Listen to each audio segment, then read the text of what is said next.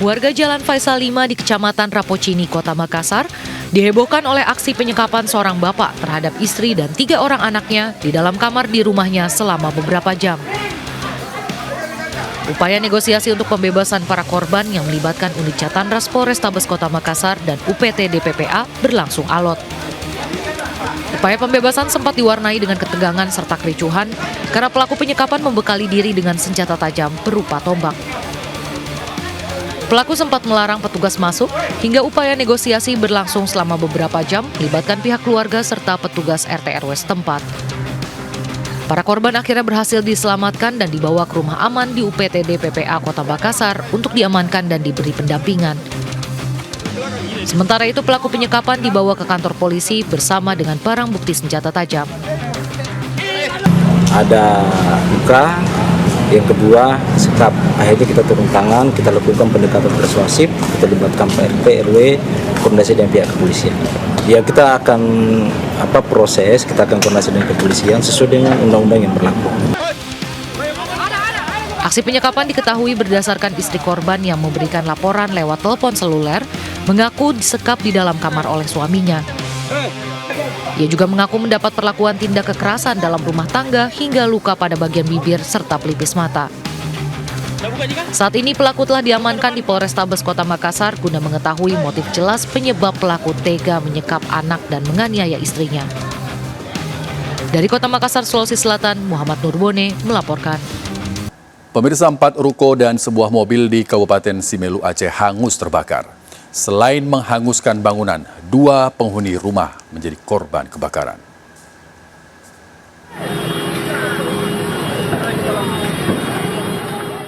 Inilah kepanikan warga saat api menghanguskan 4 rumah toko semi permanen di Desa Sukajaya, Semelu Timur, Kabupaten Semelu, Aceh. Warga yang panik berupaya memadamkan api dan menyelamatkan harta benda serta barang dagangan mereka. Apalagi kebakaran bersebelahan dengan kantor Pengadilan Negeri Kabupaten Semelu. Kobaran api yang membesar mengakibatkan harta benda warga tak bisa diselamatkan, termasuk 1 unit mobil minibus dan 1 unit sepeda motor hangus terbakar. Petugas BPBD Semelu yang tiba di lokasi langsung berupaya memadamkan kobaran api dengan mengerahkan 4 unit mobil pemadam kebakaran, serta ditambah 1 unit milik TNI Angkatan Laut. Kepala BPBD Kabupaten Semelu, Zulfadli, mengatakan api baru berhasil dipadamkan setelah 2 jam kemudian. Dalam musibah ini, 2 orang pemilik ruko terpaksa dilarikan ke rumah sakit karena mengalami luka bakar di bagian tangan dan kaki. Kebakaran tersebut menghanguskan 4 unit ruko dan di dalamnya ada 1 unit mobil dan 1 unit kendaraan.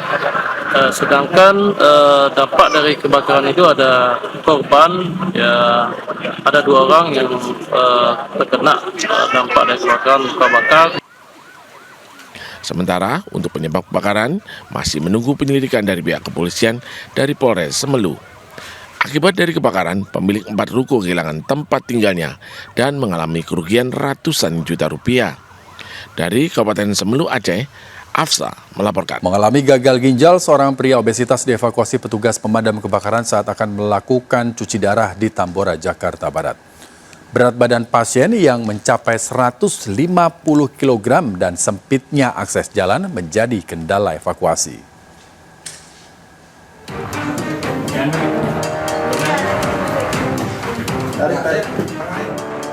Berat badan pria yang mencapai 150 kg membuat petugas medis melibatkan petugas pemadam kebakaran untuk mengevakuasi pasien yang mengalami gagal ginjal ini di Pekojan, Tambora, Jakarta Barat ke mobil ambulans. Sempitnya akses jalan pada saat menuruni anak tangga dan kondisi pasien yang sudah tak bisa lagi berjalan sempat mempersulit evakuasi. Evakuasi ini dilakukan lantaran pria berusia 28 tahun yang diketahui bernama Michael Wongestu ini harus menjalani cuci darah dan perawatan rutin di rumah sakit. Karena berat badannya termasuk kurang berat ya, karena termasuk dari obesitas itu kurang lebih 150 kilo. Nah, saat menurun tangga kan ada tikungan itu yang rada mengkhawatirkan, jadi memang perlu dipapah atau disanggah. Meski sempat terkendala, namun proses evakuasi berhasil dilakukan. Usai dipindahkan, pria obesitas yang mengalami gagal ginjal ini langsung dibawa ke rumah sakit. Dari Jakarta, Miftahul Gani melaporkan. Evakuasi warga terdampak erupsi Gunung Ruang masih dilakukan. Ratusan pengungsi dari Kabupaten Kepulauan Sitaro dievakuasi dengan kapal perang TNI Angkatan Laut ke Kota Bitung, Sulawesi Utara.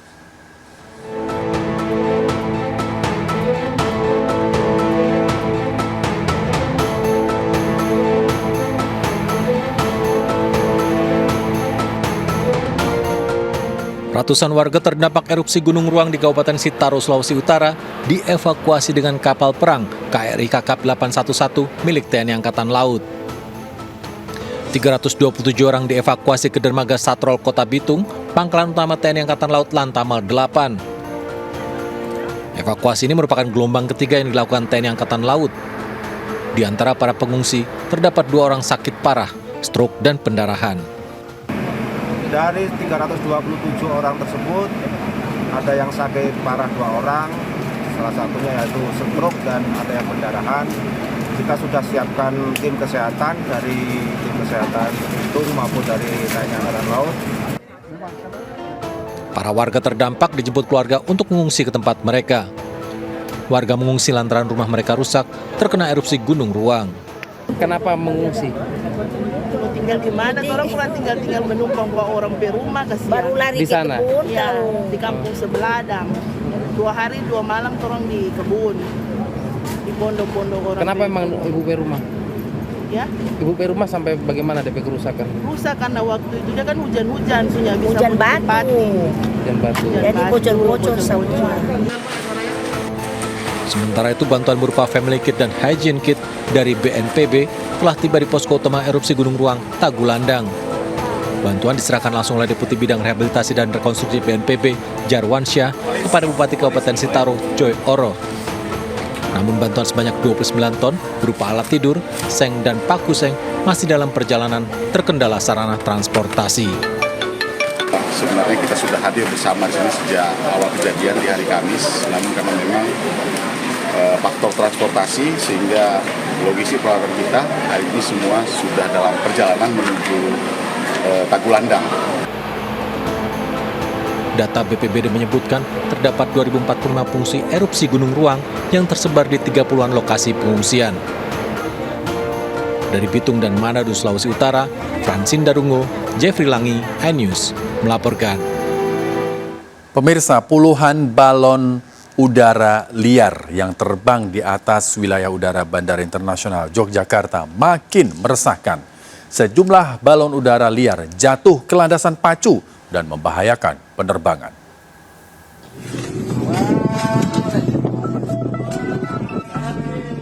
Video amatir sempat merekam keberadaan balon udara liar yang terbang di area Bandara Yogyakarta International Airport.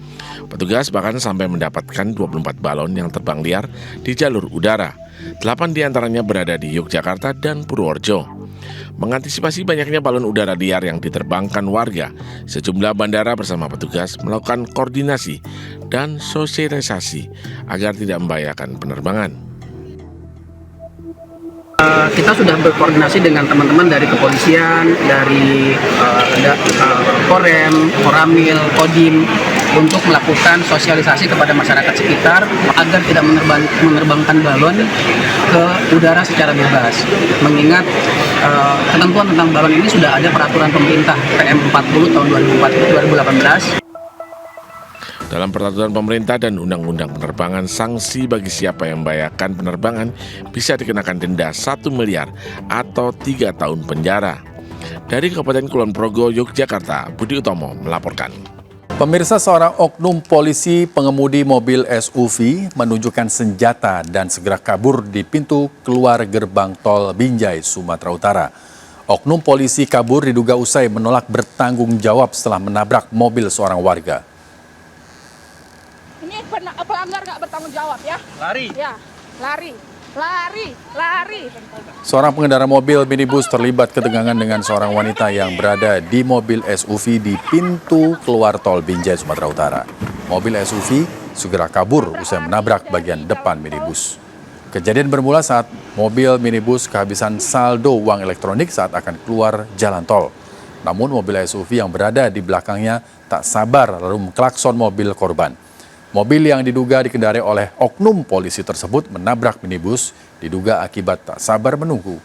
Usai kejadian, korban melaporkan kasusnya ke Bidang Propam Polda Sumatera Utara karena sopir mobil SUV sempat mengeluarkan KTA dan senjata. Tabrak lari dari jalan tol. Puluhan orang mengamuk saat mendatangi rumah pimpinan investasi yang diduga bodong di Serang, Banten. Para korban pemirsa yang telah menyetor uang hingga 1 miliar rupiah dijanjikan keuntungan hingga 40%.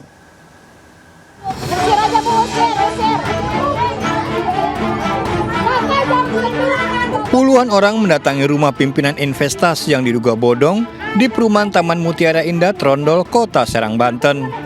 Tak mau buruannya hilang, para korban yang sebagian wanita segera membawa pria pimpinan investasi bodong ke Polda Banten. Sang pria pun dilaporkan ke sentra pelayanan kepolisian. Saat beraksi, sang pria menjanjikan kepada puluhan korbannya dengan keuntungan hingga 40%. Akibat ulahnya, para korban merugi hingga 1 miliar rupiah. Logis penipuannya berkedok investasi ya, kemudian dengan membuat menarik korban sebanyak mungkin dengan cara memberikan keuntungan 40%. Sementara itu, salah satu korban mengaku kenal dengan terduga pelaku sehingga ditawari investasi dan penyetoran dana sebesar 240 juta rupiah. Awalnya saya hanya tertarik aja, tertarik dengan keuntungan yang lebih lebih besar dari yang lain. Mulai dari situ saya memulai berjoin, transfer uang sekian 240 juta, tapi saya belum dapat keuntungan itu. Dan uang pokoknya juga belum dapat. Kasusnya ditangani Polda Banten. Dari Serang, Banten, Mahesa Apriandi melaporkan. Sebuah bus pariwisata terguling di kawasan Imogiri, Bantul, Yogyakarta. 9 orang penumpang luka dan dilarikan ke rumah sakit.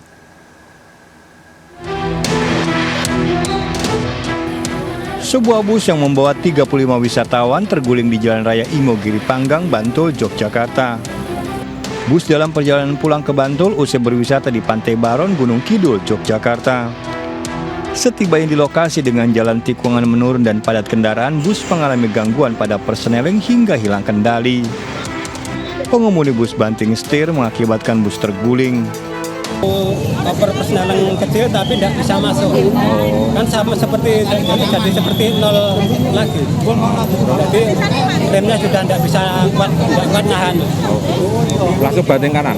Banting kanan. Kan depannya ada mobil-mobil turun cuma pelan-pelan. Penumpang sebagian besar wanita lansia dan ibu serta membawa anak-anak. Warga sekitar bersama petugas PMI relawan langsung mengevakuasi penumpang bus ke Rumah Sakit Nur Hidayah, Bantul. Tidak ada korban jiwa, namun setidaknya 9 orang penumpang mengalami luka-luka. Dari Bantul, Daerah Istimewa Yogyakarta, Trisna Purwoko melaporkan. 7 kendaraan terlibat kecelakaan beruntun di Jalan Raya Palima, Serang, Banten. Kejadian yang menyebabkan korban luka ini diduga akibat truk mengalami rem blong.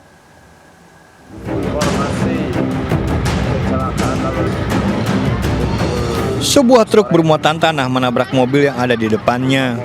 Kerasnya benturan membuat bagian depan mobil ringsek dan terdorong hingga menyebabkan 6 kendaraan lainnya terlibat kecelakaan beruntun. Peristiwa di Jalan Raya Palima, Serang, Banten diduga akibat truk mengalami remblong. Akibat kejadian di jalan menurun ini, 1 pengendara motor terluka. Kami telah terjadi di jalan Buaran menuju Palima, di mana yang terlibat kendaraan 7 kendaraan, yaitu 5 kendaraan mobil dan 2 kendaraan motor roda 2. Untuk korban jiwa untuk sementara luka ringan. Usai kejadian, sopir truk dibawa ke Mapolresta Serang, Banten. Dari Serang, Banten, Mahesa Apriandi melaporkan. Pemirsa, Mahkamah Konstitusi akan membacakan putusan terkait PHPU Pilpres 2024 pagi ini. Dan publik sangat berharap Mahkamah atau Hakim MK bersikap adil, berani, dan independen dalam penetapan putusan yang menentukan marwah dan kualitas demokrasi Indonesia. Pesta Demokrasi Indonesia menuju titik akhir. Sejak 14 Februari 2024, yang mana masyarakat Indonesia menggunakan hak pilihnya dalam pemilu 2024, kemudian diikuti pada pengumuman hasil pemilu 2024 yang diumumkan oleh KPU, yang mana pasangan 02, yakni Prabowo Gibran, dinyatakan menang dengan 58% suara. Kemudian tak berselang lama, pada 21 Maret 2024, pasangan 01, yakni Anies Muhaimin Iskandar, melaporkan ataupun menggugat sengketa hasil pemilu 2024 ke Mahkamah Konstitusi. Kemudian diikuti 2 hari berselang pada 23 Maret 2024 oleh pasangan Ganjar Mahfud yang turut menggugat sengketa hasil pemilu 2024 ke Mahkamah Konstitusi. Kemudian barulah pada 27 Maret 2024 Mahkamah Konstitusi menggelar sidang perdana sengketa hasil pemilu 2024 yang mana diawali dengan pembacaan petitum dari kubu 01 dan juga 03 yang mana secara garis besar menyatakan atau meminta agar pasangan 02 yakni Prabowo Gibran untuk didiskualifikasi dari keikutsertaan pemilu 2024. Kemudian setelahnya berbagai saksi dan juga ahli didatangkan untuk didengarkan keterangannya, termasuk 4 Menteri Kabinet Indonesia Maju, yakni Menko PMK Muhadjir Effendi, kemudian Menko Perekonomian Airlangga Hartarto, Menteri Keuangan Sri Mulyani, dan juga Menteri Sosial Tri Risma Harini yang dicecar mengenai dugaan penggunaan bansos dalam kampanye Pilpres 2024. Kemudian setelahnya pada 19 hingga 21 April, 8 hakim konstitusi terkecuali Anwar Usman ini melakukan rapat permusyawaratan hakim guna menentukan bagaimana nasib dari sengketa hasil Pilpres 2024. Dan pada Senin 22 April 2024 akan digelar sidang pembacaan putusan sengketa pemilu 2024. Dan menarik dinanti bagaimana independensi dan juga keberanian dari hakim konstitusi dalam memutuskan hasil sengketa pemilu 2024. Dari Jakarta, Muhammad Zulhilmi, Seto Pratomo, iNews melaporkan. Pemirsa, Guru Besar dan Sivitas Akademika Universitas Gadjah Mada UGM Yogyakarta menggelar aksi mengawal putusan sidang Mahkamah Konstitusi MK. Aksi ini, pemirsa, merupakan dukungan moral terhadap para hakim jelang sidang putusan sengketa hasil Pilpres 2024. Aksi digelar para guru besar dan Sivitas Akademika UGM di Gedung Bali Raung UGM Yogyakarta. Dalam aksi tersebut dibacakan pernyataan sikap oleh Guru Besar UGM. Sivitas Akademik UGM berharap Mahkamah Konstitusi sebagai benteng terakhir keadilan menggunakan nurani, akal sehat, dan kewenangan yang dimiliki untuk mengambil keputusan berkeadilan. Sivitas Akademika UGM juga berorasi menyesalkan proses politik di Indonesia yang dinilai jauh dari syarat demokrasi. Campur tangan pemerintah jelang pemilu 2024 juga menjadi sorotan.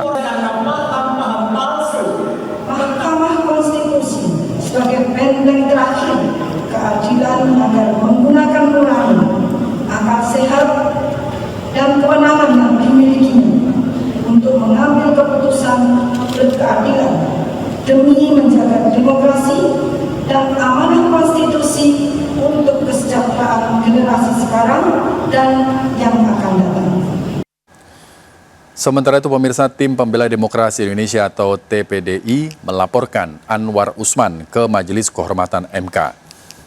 Anwar Usman diduga masih menggunakan fasilitas mobil dinas dan ruang kerja MK yang seharusnya sudah dilepas sejak November tahun lalu.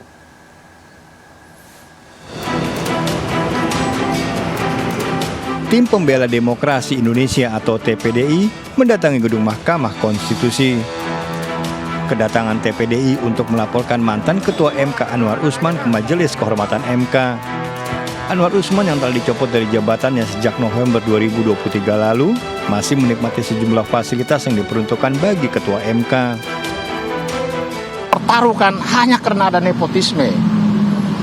ya, apa yang dinyatakan, dibenarkan oleh juru bicara Mahkamah Konstitusi Fajar Laksono bahwa benar sampai hari ini Anwar Usman masih menikmati rumah dinas Mahkamah Konstitusi, mobil dinas Ketua Mahkamah Konstitusi, bahkan ruang kerja Ketua Mahkamah Konstitusi yang secara undang-undang keprotokoleran ya nomor 9 tahun 2010 itu hanya boleh dinikmati oleh pejabat negara karena itu sebagai bentuk penghormatan oleh negara dan rakyat.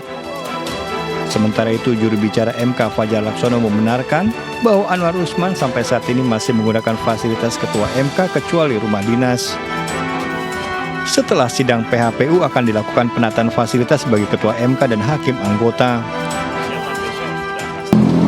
Ya, kami pernah menjawab juga, memang dalam beberapa waktu ini beliau masih menggunakan beberapa fasilitas gitu, kecuali rumah dinas sudah tidak. Tapi seperti yang disampaikan oleh pimpinan Mahkamah Konstitusi bahwa nanti setelah PHPU ini akan dilakukan penataan. Jadi fasilitas untuk siapa, diperuntukkan untuk siapa itu nanti kita tata. Itu rencananya seperti itu. Sebelumnya, Mahkamah Kehormatan MK memutuskan Anwar Usman melakukan pelanggaran etik karena melanggar prinsip ketidakberpihakan dan independensi sehingga dicopot dari jabatannya sebagai Ketua MK. Anwar Usman pun tidak diizinkan untuk ikut dalam persidangan hasil sengketa pemilu tahun 2024. Dari Jakarta, Muhammad Zulhilmi, Seto Pratomo melaporkan. Terima kasih Anda masih bersama kami. Pemirsa, penerbangan balon udara tradisional masih menjadi magnet bagi wisatawan di Wonosobo, Jawa Tengah. Hal ini terbukti dengan banyaknya warga yang menyaksikan puncak festival balon udara yang digelar untuk memeriahkan Hari Raya Idul Fitri.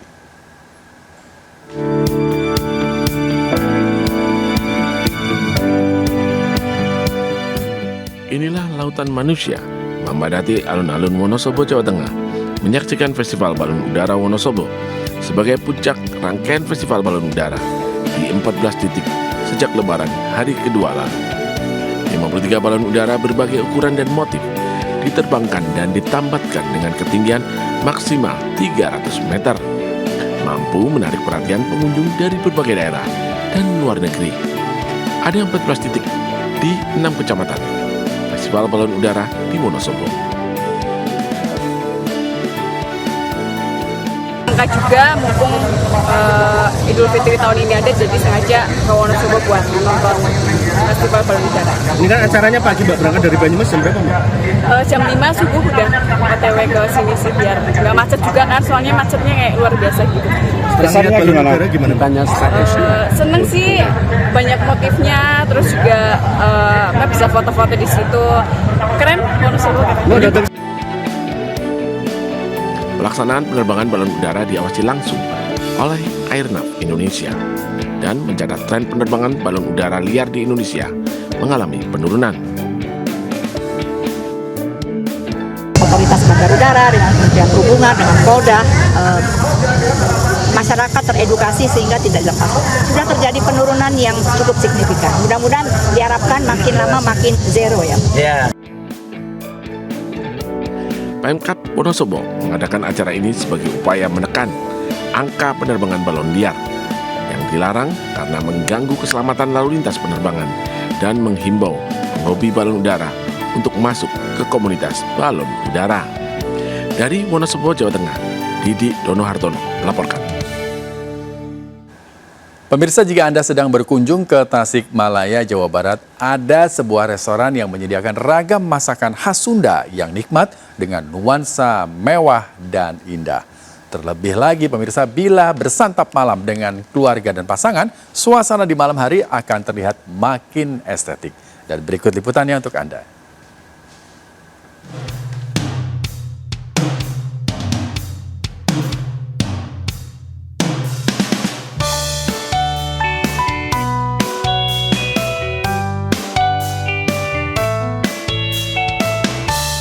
Tasikmalaya memiliki banyak tempat kuliner yang tersebar hampir di setiap sudut kotanya. Salah satunya rumah makan Lembur Konang yang letaknya tak jauh dari pusat kota, menjadi salah satu restoran favorit di Tasikmalaya. Bagaimana tidak, Restoran yang satu ini menyediakan beragam masakan khas Sunda yang tentunya sangat nikmat. Selain itu, desain restorannya terbilang cukup mewah, serta instagramable, dan sangat cocok bagi kalian yang ingin dinner bersama keluarga ataupun pasangan. Rumah makan ini pun bisa juga dijadikan spot foto oleh pengunjung, karena bangunannya estetik dan indah, apalagi saat malam hari. Nah, ini ayam ungkep yang menjadi menu andalan di sini. Kita tambahin sambal dikit ya. Pakai nasi, makan pemirsa. Wah, mantap sih rasanya. Yang ini nih, yang gurame apa ini yang ada kuahnya ini, asam manis itu. Kurang suka gurame, jadi suka gurame. Iya, tadinya saya bukan menggemar ikan, tapi mantap sih rasanya. Oh, berarti yang paling favorit itu ya? Ya, kalau buat saya paling favoritnya yang gurame asam manis ini. Kalau untuk menjual pemandangan yang ada di sekitaran rumah makan, pesawahan, dan juga danau-danau kecil.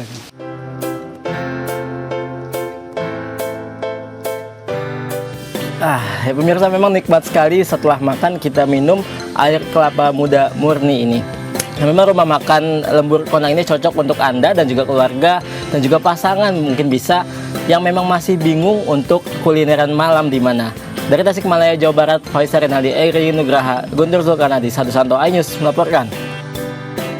Mendukung penyelenggaraan World Water Forum ke-10 di Bali, Kemenparekraf mempersiapkan sejumlah side event dan postur. Kegiatan tersebut pemirsa akan menghadirkan ritual melukat atau upacara pembersihan pikiran dan jiwa secara spiritual.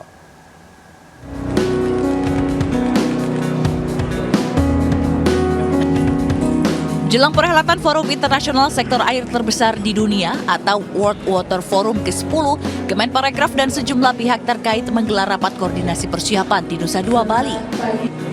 Rapat dihadiri Menparekraf Sandiaga Uno dan Menko Marves Luhut Binsar Panjaitan yang juga Ketua Panitia Nasional Penyelenggara World Water Forum. Rapat digelar sebagai persiapan untuk memberikan pengalaman yang tidak terlupakan bagi para delegasi.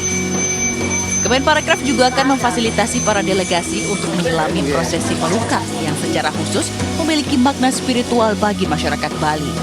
Kita melihat bahwa air ini ada di dalam kehidupan masyarakat Indonesia, terutama di Bali, yang kearifan lokal, dan banyak yang menginginkan side event itu prosesi ritual melukat, yaitu penyucian menggunakan air yang mungkin nanti kita bisa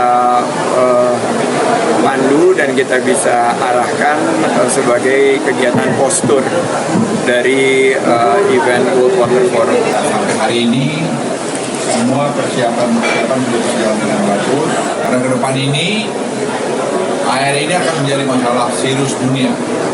Jadi itu sebabnya sangat penting kita lakukan ini lebih serius daripada masalah fosil energi.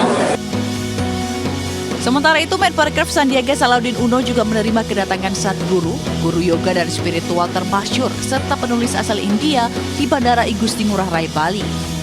Kedatangan Sadguru ini untuk memperkuat posisi Bali sebagai destinasi wisata spiritual. Dari Badung, Bali, Bagus Alit, iNews melaporkan. Menparekraf Sandiaga Uno membuka Road to Run for Independence Day 2024 di halaman depan Gedung Kementerian Pariwisata dan Ekonomi Kreatif Jakarta. Dalam event tersebut, Menparekraf mengajak para perempuan Indonesia terus bersemangat berkarya untuk tanah air.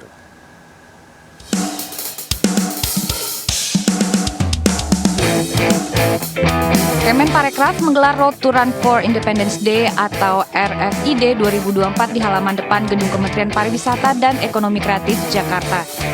Acara yang diikuti para pegiat lari Jakarta ini sekaligus untuk memeriahkan perayaan Hari Kartini.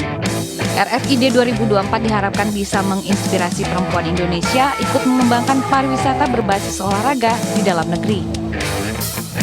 Untuk menginspirasi wanita-wanita yang ada di Indonesia juga agar semua bisa olahraga, nggak hanya laki-laki, perempuan juga wajib olahraga supaya kita sehat. Mereka adalah pelari-pelari yang sebagian menggunakan pakaian tradisional, sebagian lagi membawa semangat go lokal, dan hari ini kita juga meriahkan Road to Run for Independence Day. Kita harapkan ini akan mendorong sports tourism yang potensinya mencapai 19 triliun rupiah.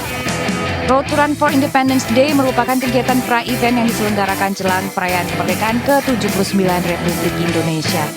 Dari Jakarta, Fakih Satrio, iNews melaporkan.